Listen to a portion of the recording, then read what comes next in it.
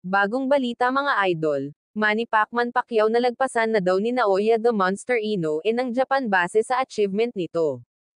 Marami na ngayon ang nagsasabi na si Naoya the Monster Inoue na daw ang tinuturing na GOAT of Asia o greatest of all-time boxer sa Asia. Dahil daw umano na si Naoya the Monster Inoue lang daw ang nakakuha ng ganitong achievement sa Asia bilang isang two-division undisputed champion. At 4 na division champion, masasabi nating wala na halos Asyano na makakakuha o makakagawa ng ganitong achievement sa boxing dahil hindi rin biro ang naging accomplishments ni Naoya the Monster Inoue. Subalit ayon pa sa panayam at pahayag ni Nonito Donaire Jr. na ating kababayan na 2 beses nakatapat ni Naoya the Monster Inoue sa laban. Hindi pa daw natin masasabi sa ngayon na nalagpasan na ni Naoya the Monster Inoue si Manny Pacquiao sa naging achievements nito bilang two-division undisputed champion dahil si Naoya the Monster Inoue ay isang Hall of Famer pa lang ang natalo na walang iba kundi si Nonito Donaire Jr. pa lamang. Samantalang si Manny Pacquiao ay 8 Hall of Famer pataas na ang tinalo sa sports ng suntukan.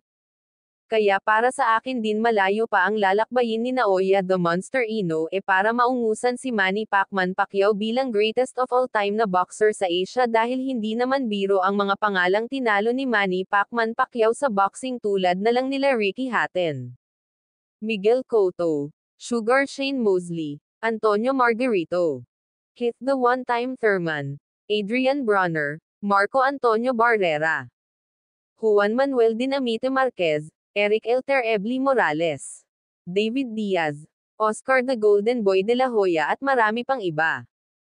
Higit sa lahat yang mga boxer na nabanggit ay mga superstar yan sa boxing at mga pay-per-view buy star din sa bintahan ng mga tiket o sa mga social media rights sales, samantalang si Naoya the Monster Inoue ay wala ni isang nasagupan na ka-level sa kasikatan ng nabanggit na pangalan na tinalo ni Manny Pacquiao. Kung kayo ang tatanungin mga idol, naungusan na ba ni Naoya the Monster Inoue si Manny Pacquiao sa achievements? Comment down below. Sa ibang istorya naman mga lodi. Sa pag-declare nga ni Manny Pacquiao na magkakaroon sila ng rematch ni Floyd Mayweather Jr. ngayong taon 2024. Ay marami ang nagsilabasang komento, prediction at haka-haka sa naturang labanan. May mga nagsasabi na ayaw daw labanan ni Floyd Mayweather Jr. si Manny Pacquiao sa professional boxing dahil posible talagang patulugin siya ni Pacquiao sa totoong labanan. May nagsasabi ring hanggang exhibition fight lang si Floyd Manny Mayweather Jr. baka magasgasan ang pinagmamayabang niyang the best ever o TBE.